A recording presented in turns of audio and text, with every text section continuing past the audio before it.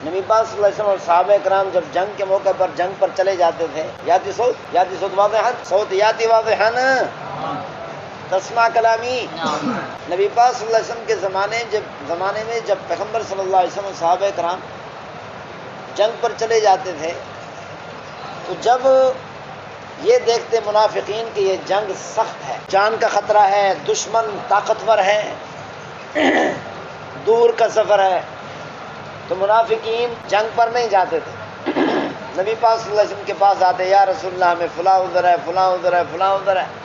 نبی اکرم صلی اللہ علیہ وسلم ان کا عذر قبول فرما لیتے. جیسے میں یہاں پر طلباء کا عذر قبول کر لیتا ہوں. ہاں جی، طالب علم کہتا ہے استاد جی میں نے اجمینی بولی، کہتا ہوں ٹھیک ہے. نبی پاک صلی اللہ علیہ وسلم بھی ایسے ہی کرتے، عذر قبول کر لیتے.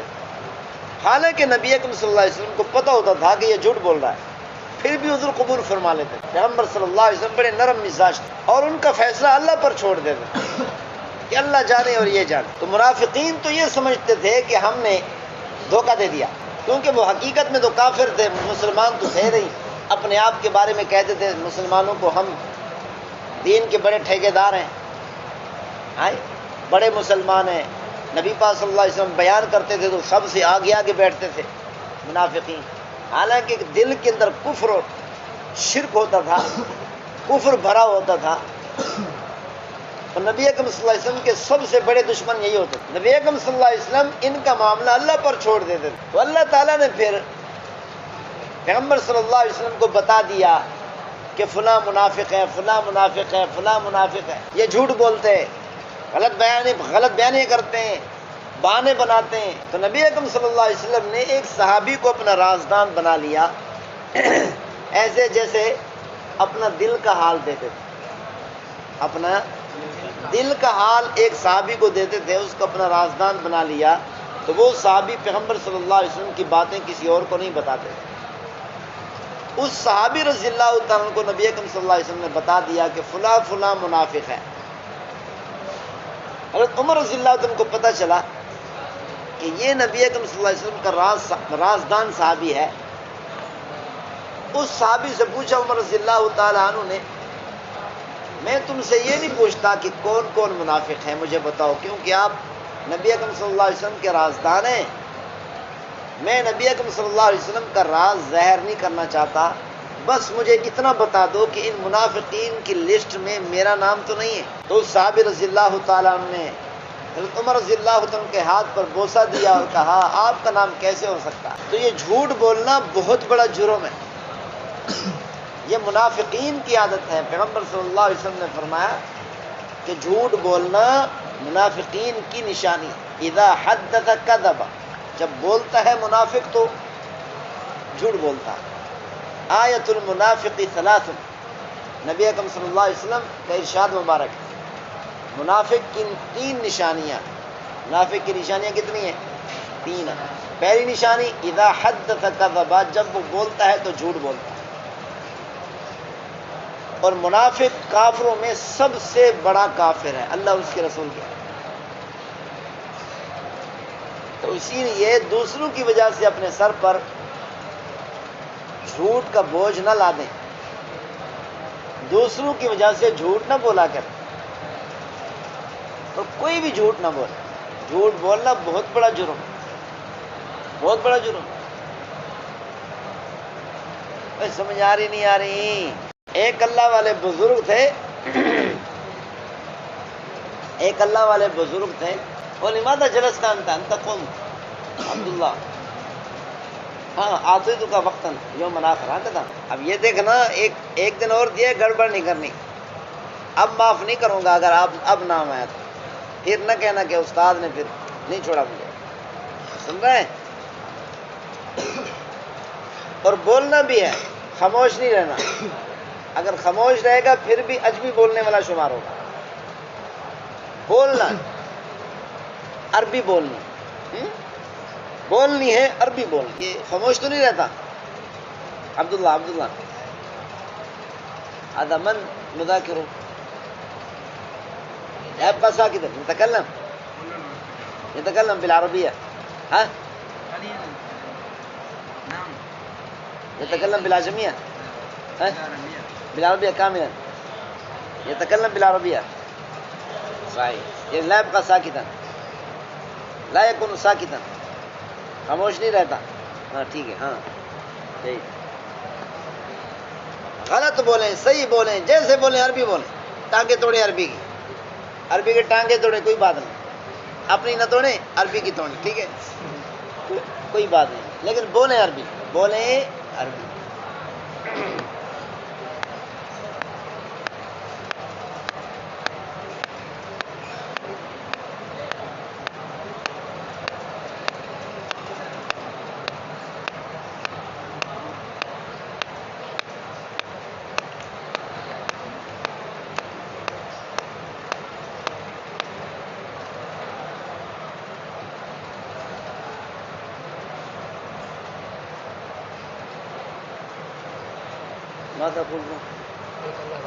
ایک اللہ والے بزرگ تھے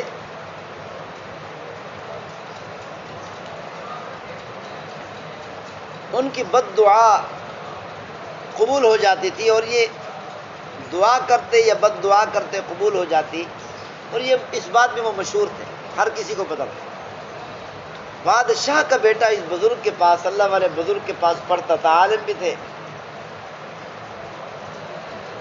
ایک مرتبہ وضو کرنے لگے اور کہا بادشاہ کے بیٹے کو میں تیرے باپ کے خلاف بد دعا کر رہا ہوں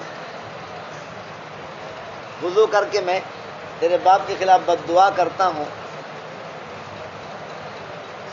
تو بادشاہ کے بیٹے نے جیسے ہی سنا فوراً دوڑ لگا دی بادشاہ کے پاس گیا باپ کے پاس گیا جا کر کہا ابا جان اللہ والے بزرگ ہیں میرے استاد ہیں وہ آپ کے خلاف بد دعا کرنا چاہتے ہیں بادشاہ بھی دوڑ پڑا اس کو بھی پتہ تھا اس نے اگر بد دعا کر دی تو میری خیر نہیں دوڑ لگا دی اللہ والے بزرگ کے پاس آئے اور آ کر پوچھا حضرت خیر ہے میرے ساتھ کیا ناراضگی ہے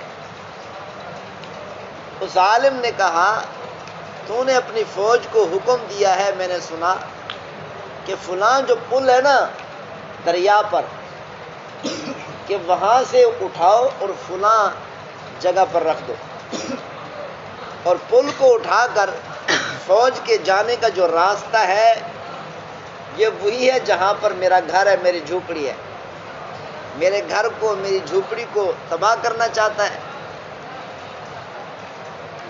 تو اس بادشاہ نے کہا حضرت اتنا بڑا پل جس کو مشین یا نہیں اٹھا سکتی فوج کیسے اٹھا سکتی ہے آپ نے کیسے مان لیا خبر دینے والے کی خبر کو کہ میری فوج جو ہے نا اتنے بڑے پل کو اٹھا کر لائے گی حالانکہ اس کو مشین نے بھی نہیں اٹھا سکتی تو فوج کیسے اٹھا سکتی ہے اللہ والے بزرگ نے کہا مجھے بھی پتا ہے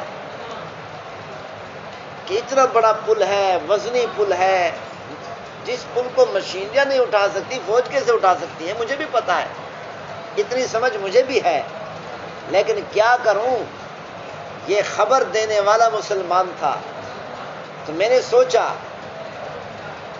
یا تو ایک مسلمان ہو کر جھوٹ بولے گا یا پھر پل فوج اٹھا لے جائے گی تو میرے دل نے فیصلہ کیا پل کا اٹھانا تو ممکن ہے لیکن مسلمان کا جھوٹ بولنا ممکن نہیں میں کیا کروں مجھے خبر دینے والا مسلمان تھا اسی لیے مجبور ہو کر مجھے اس کی بات ماننی پڑی کہ ہو مسلمان اور جھوٹ بولے یہ نہیں ہو سکتا ہاں جی اور ہماری حالت کیا ہے ہم جھوٹ کو نیکی سمجھ کر کرتے ہیں نا ایسے نہیں جھوٹ کو نیکی سمجھتے ہیں نیکی شوق سے آدمی کرتا ہے نا آج کل لوگ جھوٹ بھی اسی طرح بولتے ہیں شوق سے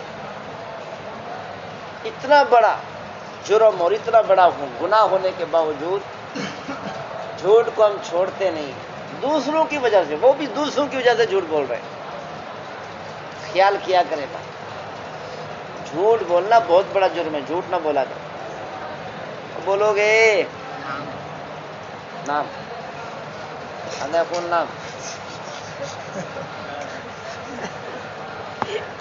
مستغرق فی النوم كيف جالس كيف جالس انت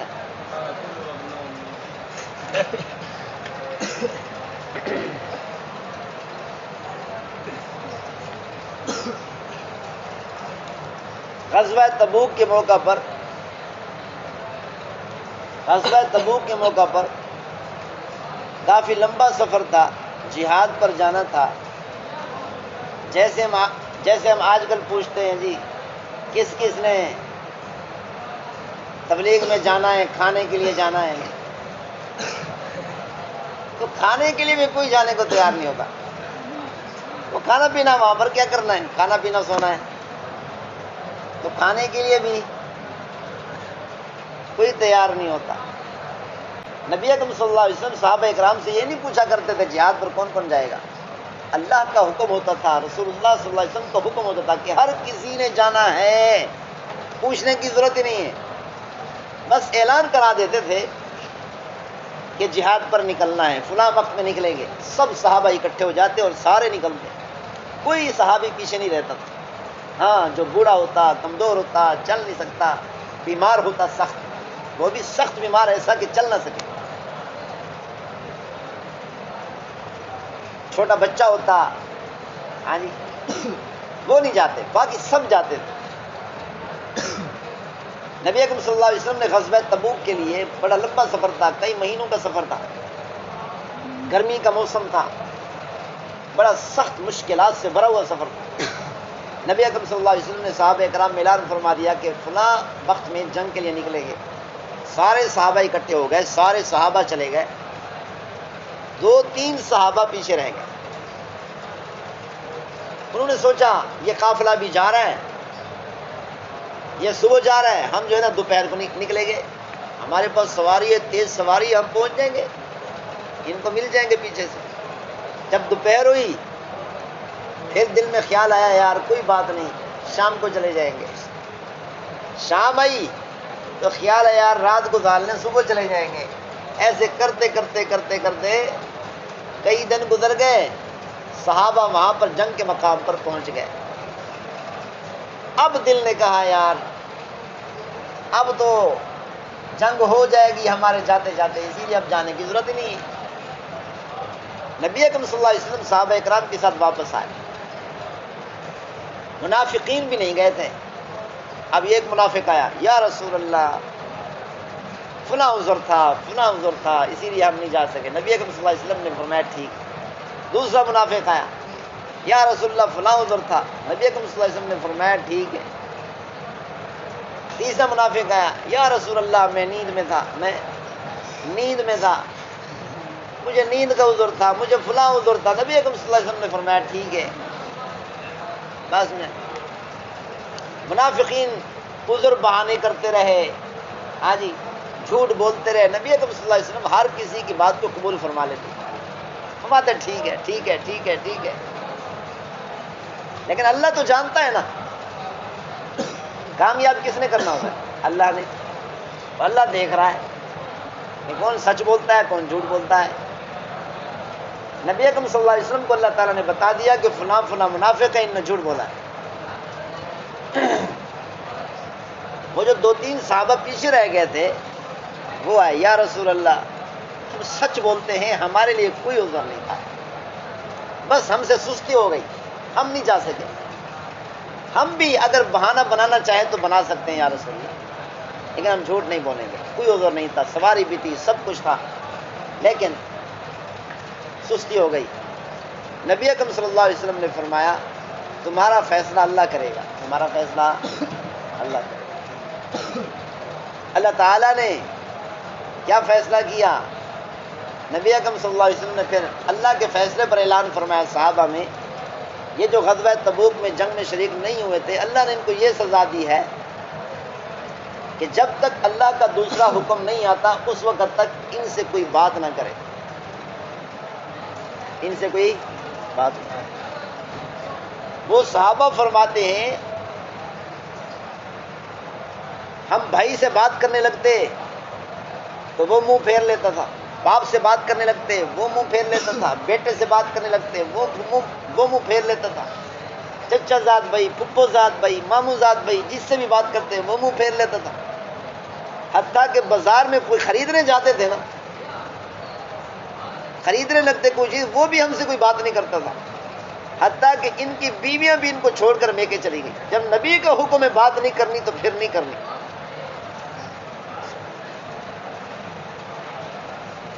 وہ صحابہ فرماتے ہیں ہمارے لیے اتنا مشکل ہو گیا، اتنی پریشانی ہوئی، اتنا مشکل ہو گیا ہمارے لیے کہ ہم یہ سوچ رہے تھے کہ زمین پھٹے اور زمین ہمیں نگل جائے. ہمارے لیے اتنی یہ حالت تھی، اتنی سخت سزا تھی اللہ کی طرف. وہ صحابہ پھر جنگل میں نکل گئے کہ اس سے بہتر ہے جنگل میں چلے جائیں. پھر اللہ کا حکم آیا، کئی دنوں کے بعد اللہ کا حکم آیا. نبی اکرم صلی اللہ علیہ وسلم نے اعلان فرمایا اب ان کی سزا ختم. ان کی سزا، جن صحابہ اکرام نے یہ اعلان نبی اکرم صلی اللہ علیہ وسلم کی طرف سے سنا انہوں نے دوڑ لگا دی خوشخبری دینے کے لیے. ان کو جا کر خوشخبری دی. نبی اکرم صلی اللہ علیہ وسلم نے فرمایا کہ تمہاری سزا ختم. بات سمجھ آ رہی؟ اللہ کے راستے میں نکلنے سے، جہاد میں نکلنے سے جو سستی کی ہے اس سستی کی سزا اللہ نے دی صحابہ کو. کیوں؟ نبی اکرم صلی اللہ علیہ وسلم کے زمانے میں یہ نہیں پوچھا جاتا تھا کہ کون کون جہاد میں جائے گا. سب کے لیے حکم ہوتا تھا، سب کے لیے حکم ہوتا تھا کہ سب نے جہاد میں نکلنا ہے. نیند نہیں کرنی، نیند